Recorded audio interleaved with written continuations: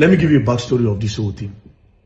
In 2022, when I started to do social media, now TikTok, I did make my videos. It was from that TikTok that we started fighting during the election, because me, now Peter Obi, now I campaign for 100%.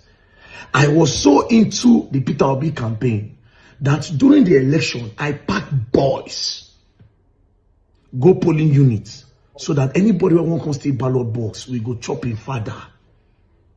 We ginger for the election 100. Now, after the election, they can't announce Tinubu, they don't announce Obi. We vex, we enter streets. As we enter streets, we ginger, they protest so that other youths will join us. When we ginger, cause wahala, then they go rerun the election. Then Peter Obi now what they ginger for, he no come ginger with us. So he can't say we go court. Everybody's spirit can't die. Now, when Jenny Barrister, this is in fact, when I got this, I saw this video a few days ago, I was saying, I wish I had this video earlier. This is exactly my point. You had everything Very Dark Man said here. This was my point. I when I was saying it, people were saying Nigerians were not ready for that. That was my point. I said at that time when Peter Obi, when INEC announced this, stole our mandate and gave it to this so-called criminal, not so-called criminal, this criminal of a president, and handed it to him. People, Nigerians, the youth were really ready to go on the streets. Just watch, just listen to what you just heard. What Very Dark Man said. That was exactly, the guy had already mobilized. They were ready. They were in the spirit to do that. They already started in Edo State, expecting other states to pick up, and that would have been that was the tempo. I felt it then that the Nigerians were really ready for it. The Nigerian youth were ready for it. And the next thing Peter Obi came out to do was just to quench, just to kill their spirit. As is why, that is, for those of you who have been following, this is the reason why, for those of you who have been probably following me on the criticism of Peter Obi's how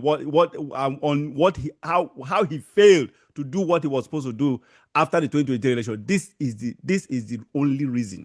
Now, it doesn't stop me from, because like I said, he's still the best candidate we have right now. It doesn't stop me from still supporting him. But the problem is that he cannot experience that same spirit. He cannot experience that level of success anymore. He can't even get close to that. The closest that Peter Obi has gotten to the White House, to Aso Rock, was in 2023. He will never get that close anymore. He will never garner that kind of support again, because he has lost. I will still vote for him. There's no doubt. I will still support him, but it's not going to yield any fruit. Nothing will come out of it. So this is my point. This has been my point.